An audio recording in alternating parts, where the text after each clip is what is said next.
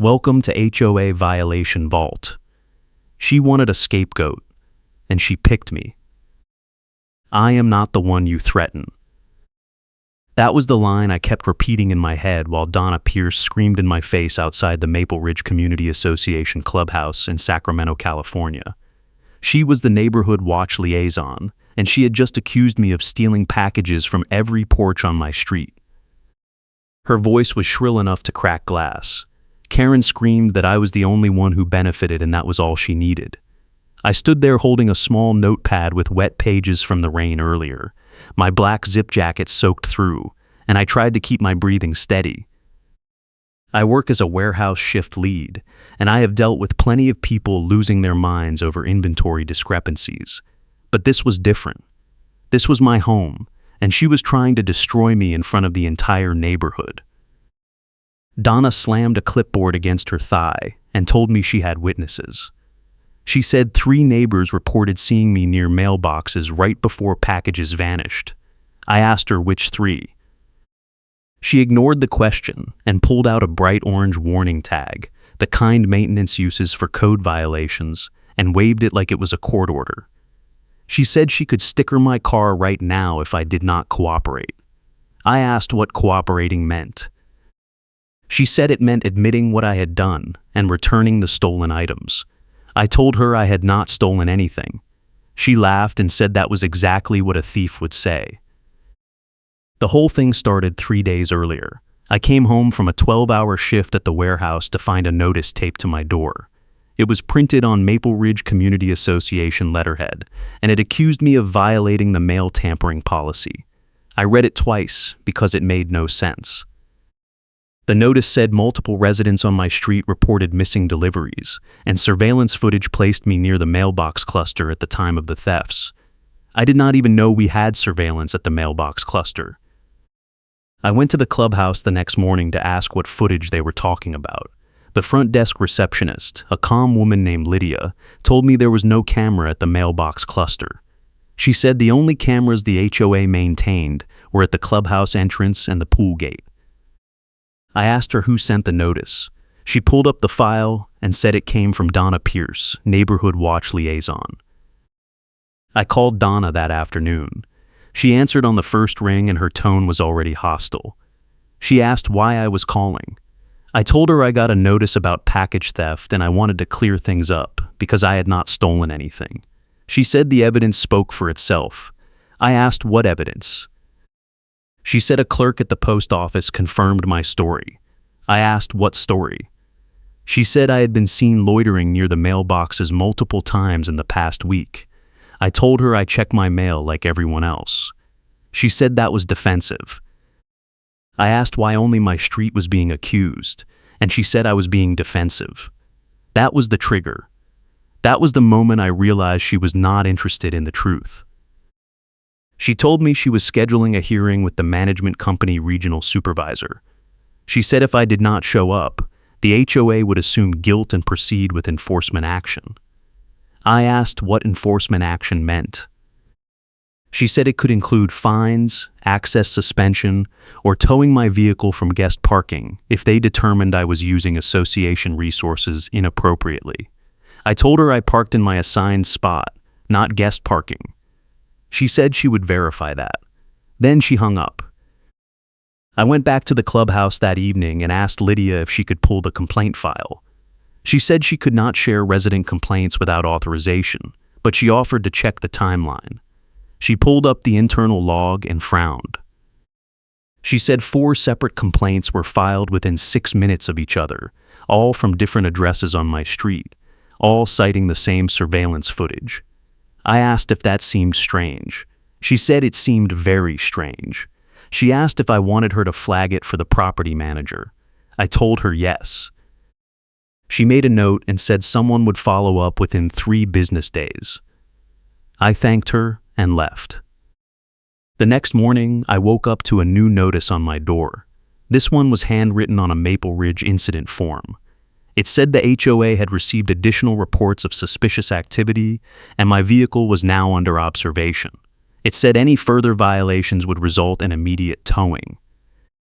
I took a picture of the notice with my phone and texted it to my friend Marco, a contractor who does HVAC work in the neighborhood. He called me 5 minutes later and told me to be careful. He said Donna had been acting paranoid for the past month. He said she cornered him in the parking lot 2 weeks earlier and accused him of taking a case of bottled water from the clubhouse storage closet. He said he told her he did not even have a key to the storage closet. She told him she would be watching him. He said he started avoiding the clubhouse after that. I asked Marco if he thought Donna was targeting people. He said he thought Donna was projecting. He said he saw her loading something into her car from the clubhouse side door late one night, and when he waved, she ignored him and drove off fast. I asked him what she was loading. He said it looked like shopping bags. I asked him if he reported it. He said he did not want to start drama. I told him it sounded like she was stealing and blaming other people.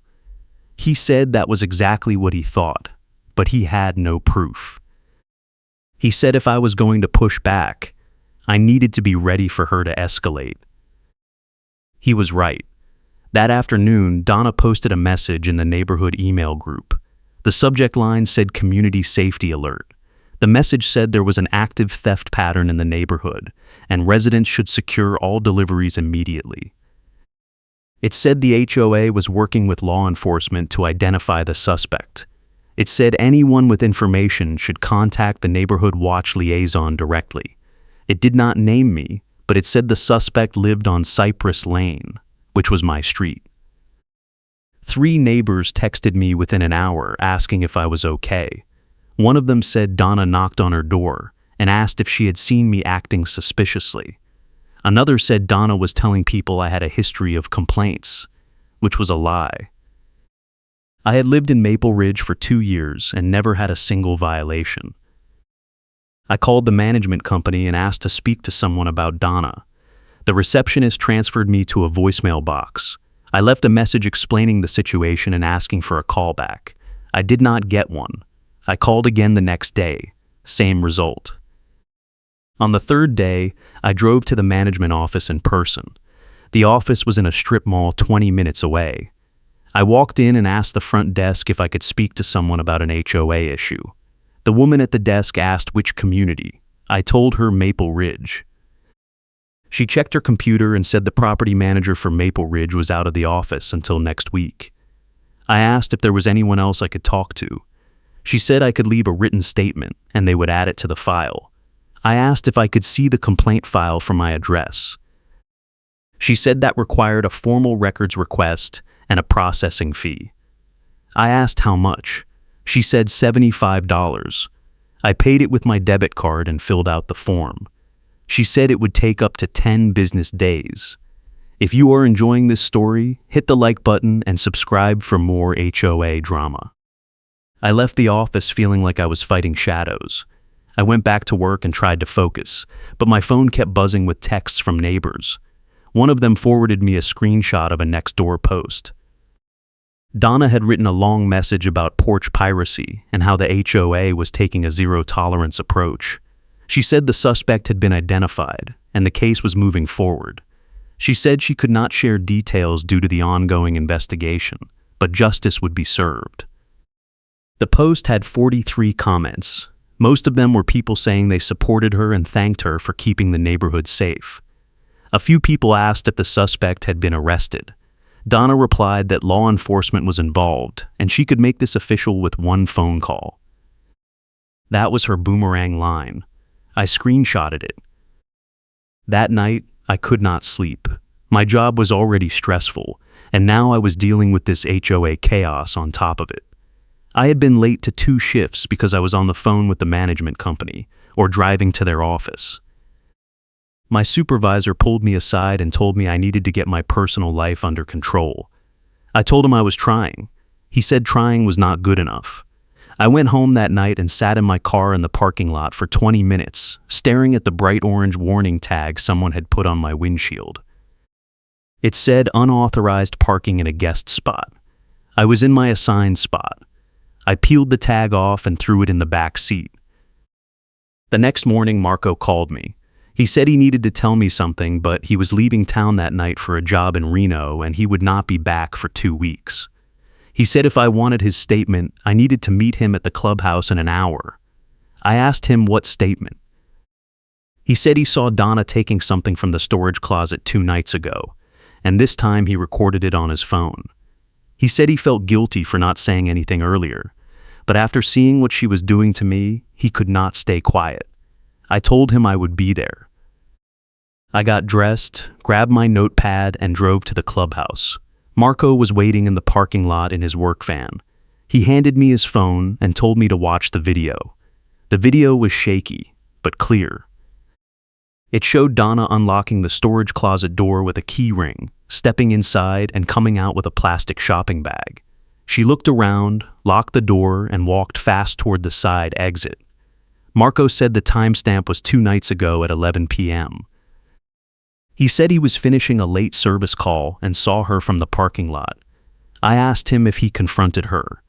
He said no, because she would just deny it.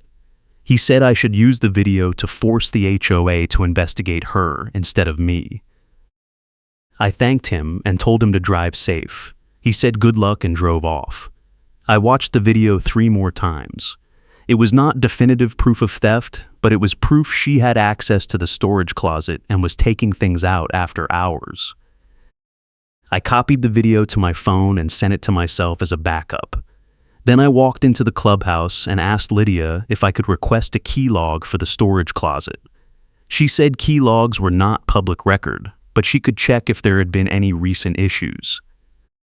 She pulled up the maintenance system and said the storage closet key had been checked out 6 times in the past 2 weeks, all by Donna Pierce. I asked if that was normal. She said it was not normal at all. She said Donna should not have a key to the storage closet because neighborhood watch liaisons did not have storage access. I asked her how Donna got a key. Lydia frowned and said she did not know, but she would ask the property manager when she got back. I asked Lydia if she could print the key log. She said she could not do that without authorization. I asked her if she could at least make a note in the system. She said she already did. That afternoon, Donna called me. She said the hearing with the regional supervisor was scheduled for Friday at 2 p.m. She said I was required to attend and bring any evidence I wanted to present. I asked her what I was being accused of. She said theft of HOA property and mail tampering. I asked her what HOA property. She said a stack of HOA supply gift cards had been reported missing from the clubhouse office. I told her I had never been in the clubhouse office. She said the evidence would be presented at the hearing. I asked her what evidence. She said a clerk confirmed her story. I asked her which clerk. She said that was confidential. I told her I wanted to see the complaint file. She said I could request it through the proper channels. I told her I already did. She said then I should wait for the response. She hung up. I called Lydia and asked her if she knew anything about missing gift cards. She said she had not heard anything about missing gift cards until today. She said Donna came in that morning and filed a report claiming the cards were missing from a locked drawer in the office. Lydia said she checked the drawer and it was empty, but she did not know if there were ever gift cards in it. She said the office manager kept the only key to that drawer, and the office manager had been on vacation for a week. I asked Lydia if Donna had access to that drawer. Lydia said Donna should not have access to anything in the office. I asked Lydia if she thought Donna took the cards herself. Lydia said she could not say that, but the timing was very suspicious. She said if I wanted to clear my name, I needed to get ahead of this before the hearing. I spent the next 2 days gathering every piece of evidence I could find. I pulled my work schedules to show I was at the warehouse during most of the alleged theft times. I pulled my credit card statements to show I had not made any unusual purchases. I pulled my phone location data to show where I had been. I printed everything and put it in a binder.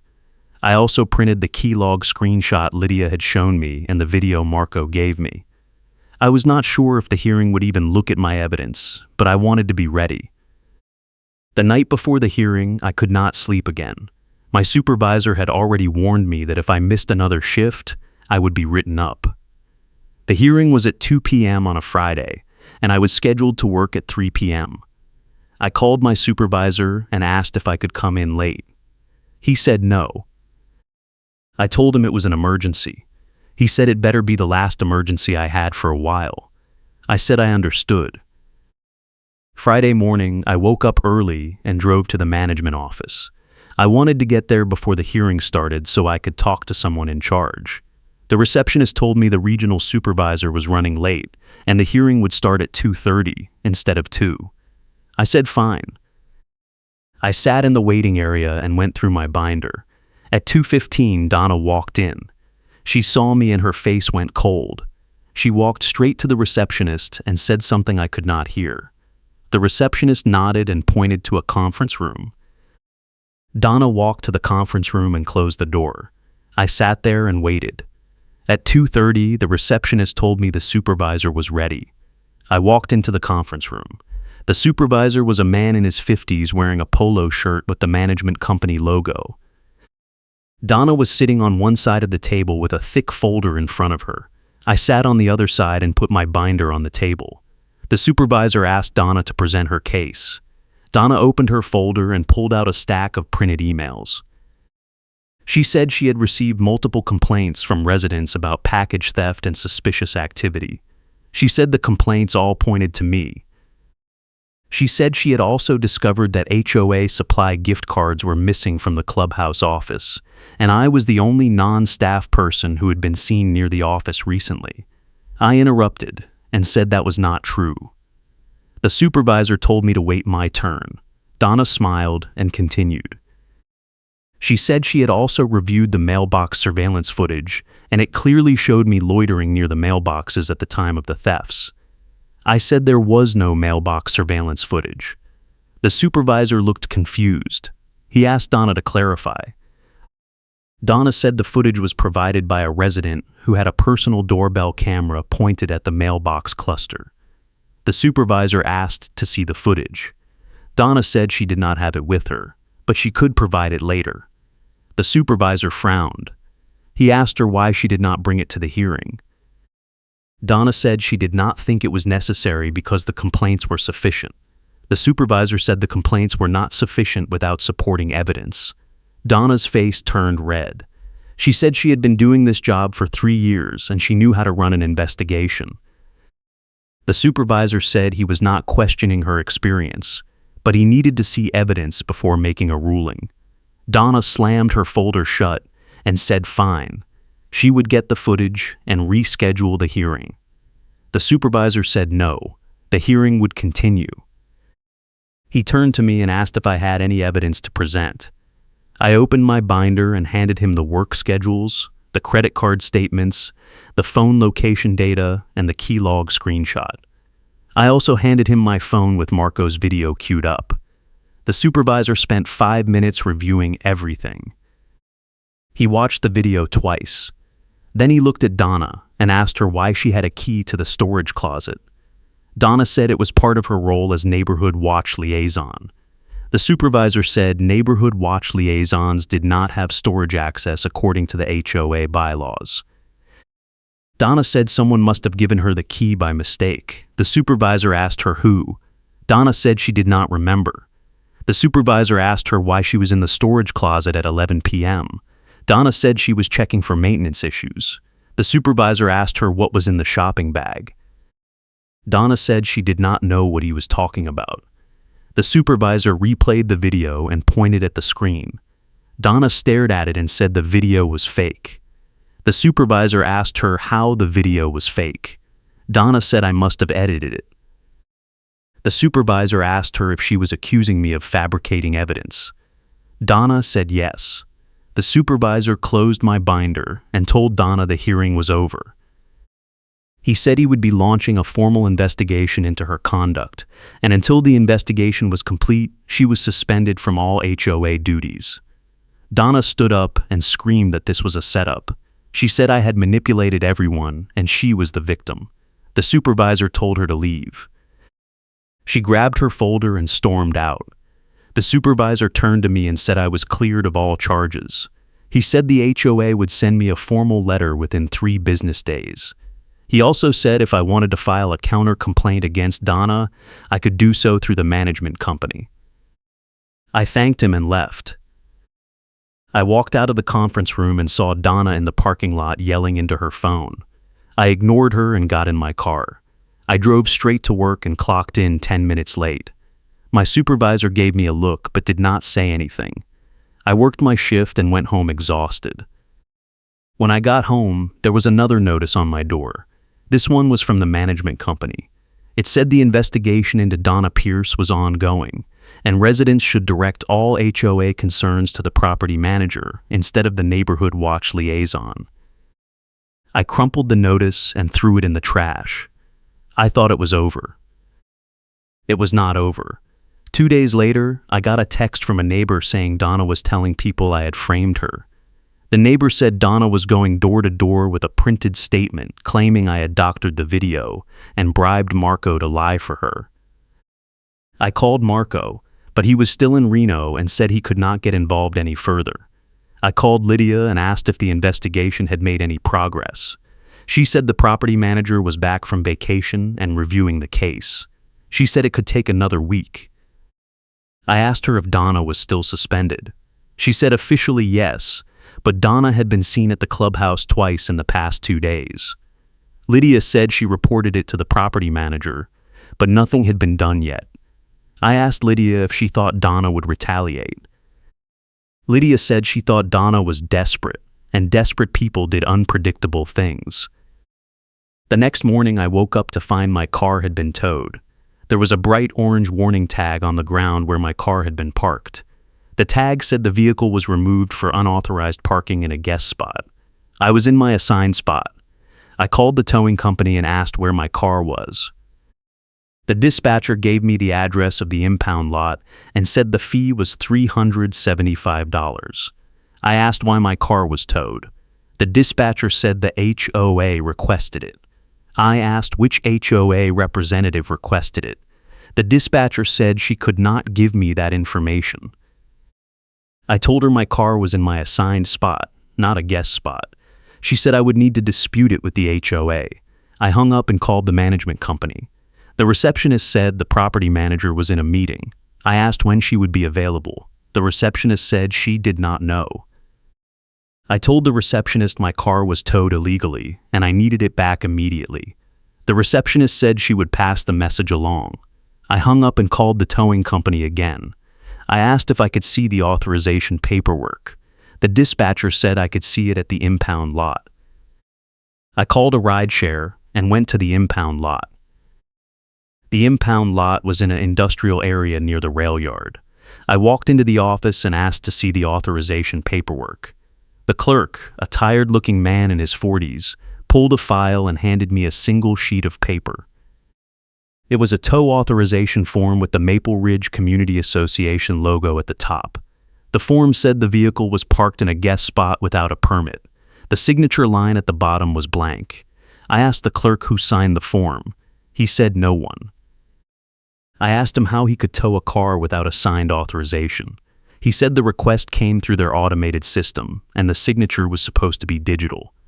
I asked him to show me the digital signature. He pulled up his computer and frowned. He said there was no digital signature on file. I asked him if that meant the tow was unauthorized. He said technically yes.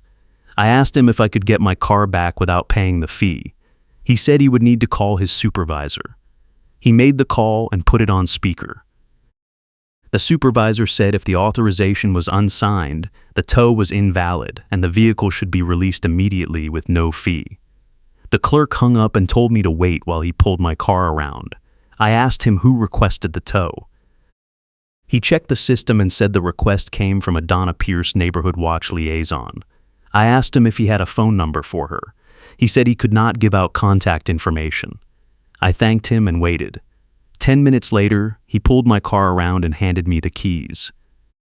I asked him for a copy of the unsigned authorization form. He printed one and gave it to me. I folded it and put it in my jacket pocket.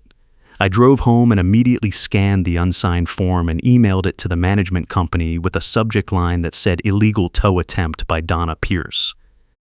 I also emailed it to the HOA board president and copied the entire neighborhood email list. I wrote a short message explaining what happened and asking the board to take immediate action. I sent the email at 4:30 p.m. By 6 p.m., I had 20 replies. Most of them were people saying they supported me and were shocked by Donna's behavior. 3 people said Donna had also tried to intimidate them in the past. One person said Donna had accused her of stealing pool towels, but the accusation was dropped after the person provided receipts. Another person said Donna had tried to fine him for parking his work truck in his driveway, even though the HOA bylaws allowed work vehicles in driveways. The replies kept coming. By 8 p.m., the board president sent a mass email saying the board was meeting an emergency session the next evening to discuss Donna's conduct. The email said all residents were invited to attend. I went to the emergency meeting. The clubhouse meeting room was packed. At least 40 residents showed up. The board president, a calm woman in her 60s named Angela, opened the meeting and explained the situation. She said the board had received multiple complaints about Donna Pierce, including allegations of theft, harassment, and abuse of authority. She said the board had reviewed the evidence and determined that Donna's actions violated the HOA governing documents and California law. She said the board was voting to remove Donna from her role as Neighborhood Watch Liaison, effective immediately. She said the board was also referring the matter to the Sacramento County Sheriff for possible criminal investigation. Angela asked if anyone wanted to speak. I raised my hand. Angela called on me. I stood up and summarized everything that had happened, including the false accusations, the illegal tow, and the missing gift cards. I also mentioned the video Marco had recorded and the unsigned authorization form. I said Donna had tried to destroy my life over something I did not do, and I wanted to make sure it did not happen to anyone else. Several people applauded. Angela thanked me and asked if anyone else wanted to speak. A woman in the back row stood up and said Donna had tried to pressure her into signing a complaint against me, but she refused because she had never seen me do anything wrong. The woman said Donna told her that if she did not sign, Donna would report her for a landscaping violation. Another man stood up and said Donna had accused him of stealing a garden hose from the community storage shed, but he had a receipt showing he bought his own hose. He said Donna refused to apologize and instead threatened to fine him for filing a false complaint. The stories kept coming. By the time the meeting ended, 7 people had come forward with similar experiences. Angela said the board would document everything and include it in the report to the sheriff. She also said the board would be reviewing the HOA's access control policies to prevent this kind of abuse in the future. The meeting ended at 9:30 p.m. I walked out feeling like I had finally won. The next day, the property manager called me. She said the management company had completed its investigation and determined that Donna had violated multiple policies, including unauthorized access to HOA facilities, misuse of HOA resources, and harassment of residents. She said Donna had been permanently banned from all HOA leadership roles and would be required to return all HOA keys and access cards within 48 hours. She also said the management company was filing a formal complaint with the Sacramento County Sheriff regarding the missing gift cards and the unauthorized tow attempt. She asked me if I wanted to pursue a civil claim against Donna for defamation and harassment. I told her I would think about it. She said the management company would support me if I decided to move forward. I thanked her and hung up. 2 days later, I got a call from a deputy with the Sacramento County Sheriff. He said he was investigating a report of theft and fraud involving Donna Pierce. He asked me if I was willing to give a statement. I said yes. He came to my house that evening and spent an hour taking notes. I showed him the video Marco had recorded, the unsigned tow authorization, the key log, and the emails Donna had sent. I also showed him the screenshots of her Nextdoor posts and the neighborhood email where she had accused me publicly. The deputy said it was one of the clearest cases of HOA abuse he had seen in a long time. He said the investigation was ongoing, but based on the evidence, he expected charges to be filed within a few weeks. I asked him what kind of charges. He said probably theft, fraud, and misuse of authority. He said if the gift cards were worth more than $950, it could be felony theft. I asked him what would happen to Donna. He said that was up to the district attorney, but she would likely face jail time if convicted. He thanked me for my cooperation and left. 3 weeks later, the management company sent an email to all Maple Ridge residents. The email said Donna Pierce had been arrested and charged with grand theft, fraud, and misuse of public resources. The email said the investigation had uncovered evidence that Donna had stolen over $2,000 worth of HOA supplies, including gift cards, office equipment, and pool supplies over a 6-month period. The email said Donna had been using her position as neighborhood watch liaison to access secure areas and cover her tracks. The email also said the HOA was updating its access control policies and implementing a new audit system to prevent future incidents. The email ended with an apology to all residents who had been affected by Donna's actions. I forwarded the email to Marco and thanked him again for the video. He replied and said he was glad he could help. He also said he heard through the contractor network that Donna was trying to get a plea deal, but the DA was not interested because of the number of victims involved. I did not reply. I was done thinking about Donna. A month later, I was walking out of the clubhouse after dropping off a rent check when I saw Lydia at the front desk. She waved me over and said she had something to show me. She pulled up the clubhouse security camera footage on her computer and told me to watch. The footage showed Donna walking into the clubhouse office late at night with a key ring. She unlocked the office manager's drawer, took out a stack of gift cards, and put them in her purse. Then she locked the drawer and left. Lydia said the footage was time-stamped the same night Marco recorded her at the storage closet. She said the property manager had found the footage during the investigation and turned it over to the sheriff. I asked Lydia how Donna got a key to the office manager's drawer. Lydia said the investigation revealed that Donna had made a duplicate key using a key copying machine at a hardware store. Lydia said Donna had been stealing from the HOA for months and framing residents to deflect suspicion. I asked Lydia what happened to the gift cards. Lydia said most of them were recovered from Donna's house during a search warrant. She said Donna had over $1,500 worth of unused gift cards hidden in a stash box in her garage. Lydia said Donna tried to claim the cards were a gift from a vendor, but the vendor confirmed they never gave her any cards. I asked Lydia if Donna ever admitted to framing me. Lydia said Donna never admitted anything. She said Donna insisted the audit log showing her deleting my complaint portal upload was a system glitch, even though the IT team confirmed it was a manual deletion from her admin account. That was the funny karma moment. Donna had spent weeks claiming the portal never got my upload, and the audit log showed her admin account deleting it the same day I submitted it.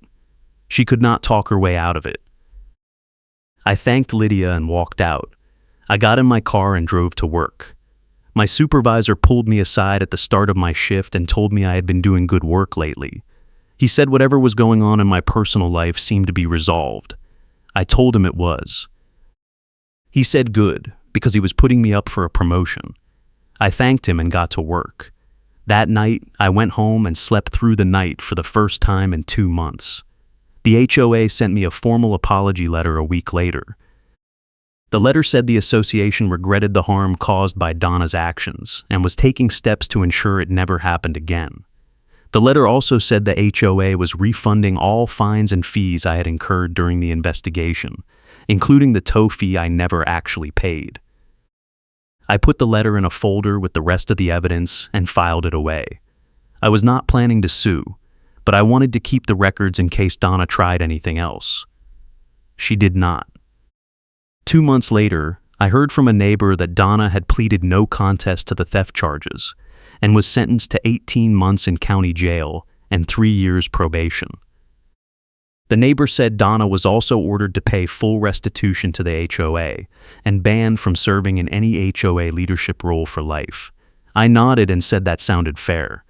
The neighbor said the new neighborhood watch liaison was a retired police officer who actually knew what he was doing. I said that was good news. The neighbor agreed and walked away. A few weeks after that, I ran into Marco at a hardware store. He asked me how things were going. I told him everything was fine. He said he heard Donna was in jail. I said yes. He said he felt bad for not speaking up sooner. I told him not to feel bad, because his video was the thing that started the whole investigation. He said he was glad it helped. He also said he was surprised how fast everything fell apart for Donna once people started looking closely. I said that was what happened when you built a house of lies. He laughed and said that was a good way to put it. We talked for a few more minutes and then went our separate ways. I drove home and parked in my assigned spot. There was no orange tag on my windshield. There was no notice on my door. There was no email waiting in my inbox. It was quiet. It was normal. It was exactly what I wanted. The HOA eventually held a town hall to discuss the policy changes. Angela, the board president, explained that the association was implementing a new key audit system that required all key checkouts to be logged and approved by 2 board members. She also said the association was installing additional security cameras at all entry points and common areas. She said the goal was to restore trust and ensure accountability. Several residents asked questions about how the new system would work. Angela answered each one patiently. At the end of the meeting, she thanked everyone for their patience during the investigation and said the board was committed to making Maple Ridge a safe and fair community. I stayed for the whole meeting and left feeling like the association was finally taking things seriously. A few months later, I got an email from the management company saying the HOA was offering a settlement for the harassment and defamation I had experienced. The settlement included a full refund of all fees, a formal apology, and a payment of $5,000 for emotional distress. The email said the settlement was voluntary and I could still pursue a civil claim if I wanted. I thought about it for a day and decided to take the settlement. I was not interested in dragging the case out any longer. I signed the agreement and got the check 2 weeks later. I put the money in savings and moved on. The whole experience taught me that HOA disputes could spiral out of control fast, but if you kept good records and stayed calm, you could fight back and win. It also taught me that people like Donna existed everywhere, and the only way to stop them was to shine a light on what they were doing. Once the truth came out, their whole scheme collapsed. The neighborhood slowly returned to normal. The new Neighborhood Watch Liaison sent out a monthly newsletter with actual useful information, like crime stats and safety tips. There were no more accusations, no more surprise tows, no more orange tags. The mailbox cluster got a real security camera installed, and package thefts dropped to 0. People started saying hello again in the parking lot. The clubhouse felt less tense. It was not perfect, but it was better. I still saw reminders of the whole mess sometimes. I would walk past the storage closet and remember the video Marco showed me. I would check my mailbox and remember the fake surveillance footage Donna claimed existed. I would park in my assigned spot and remember the orange tag on my windshield. But those reminders got smaller over time. Eventually, they faded into the background. Life went on. One afternoon, I was at the clubhouse paying my HOA dues when Lydia called me over. She said she had something to show me. She pulled up an email thread on her computer and told me to read it. The thread was between the property manager and Donna's attorney. The attorney was asking the HOA to drop the restitution claim in exchange for Donna agreeing not to appeal her conviction. The property manager replied and said no. The manager said the HOA had already spent thousands of dollars on the investigation and repairs, and Donna needed to pay back every cent. The attorney replied and said Donna did not have the money. The manager replied and said that was not the HOA's problem. The thread ended there. Lydia said the restitution was still pending, and Donna's wages would be garnished after she got out of jail. I asked Lydia if Donna had tried to contact anyone in the neighborhood. Lydia said no. She said Donna's attorney told her to avoid all contact with Maple Ridge residents as part of her probation. I said good. Lydia smiled and said she agreed. I left the clubhouse and walked to my car. The sun was setting and the parking lot was quiet. I sat in my car for a minute and thought about everything that had happened. I thought about the false accusations, the illegal tow, the emergency board meeting, and the investigation. I thought about the moment I handed the supervisor my evidence binder and watched Donna's face turn red. I thought about the audit log showing her deleting my upload and the stash box full of stolen gift cards. I thought about the witness statement that was recorded calmly and could not be twisted. That statement, the one Marco gave me on his phone, was the thing that started the chain reaction. Without it, I would have had nothing but my word against Donna's. With it, I had proof she was lying. That proof led to the investigation, which led to the search warrant, which led to the stash box, which led to the charges. It all started with one video, one piece of evidence that could not be explained away. I started my car and drove home. When I got there, I checked my mailbox. There was a letter from the HOA. I opened it and saw it was a notice about the new access control policy. The notice said all residents were required to return their old key fobs and pick up new ones at the clubhouse by the end of the month. The new key fobs had encrypted chips that logged every entry and exit. The notice said this was part of the HOA's commitment to transparency and security. I folded the notice and put it in my pocket. I walked upstairs and unlocked my door. My apartment was quiet. I dropped my keys on the counter and sat down on the couch. I thought about calling Marco to tell him about the restitution news, but I decided not to. He had already moved on. I needed to do the same. The weeks turned into months. The investigation became old news. The board meetings went back to boring topics like landscaping and parking rules. The neighborhood email list went back to posts about lost cats and garage sales. Donna's name stopped coming up. People forgot. I did not forget, but I stopped thinking about it every day. I went to work, paid my bills, and lived my life. The HOA left me alone. I left the HOA alone. It was peaceful. It was boring. It was exactly what I needed. One day I was walking through the clubhouse parking lot when I saw Angela, the board president. She waved and walked over. She asked me how I was doing. I told her I was doing fine. She said she was glad. She said the board had been talking about me at the last meeting. I asked why. She said the board wanted to thank me for standing up to Donna and bringing the theft to light. She said if I had not pushed back, Donna would probably still be stealing and framing people.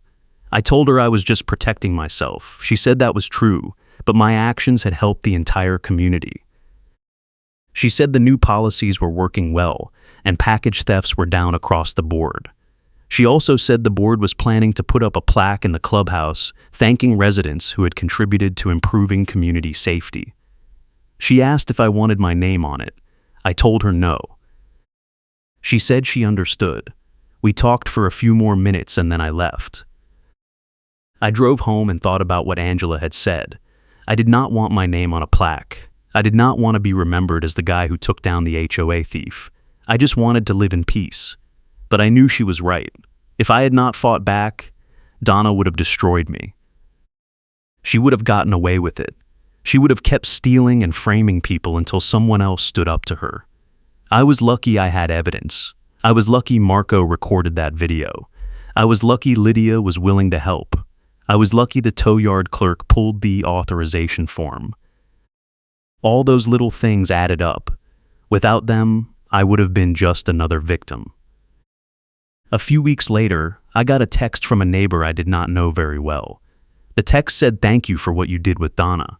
The neighbor said Donna had accused her of damaging community property a year earlier, and the accusation had caused her a lot of stress. She said she was glad someone finally stopped Donna.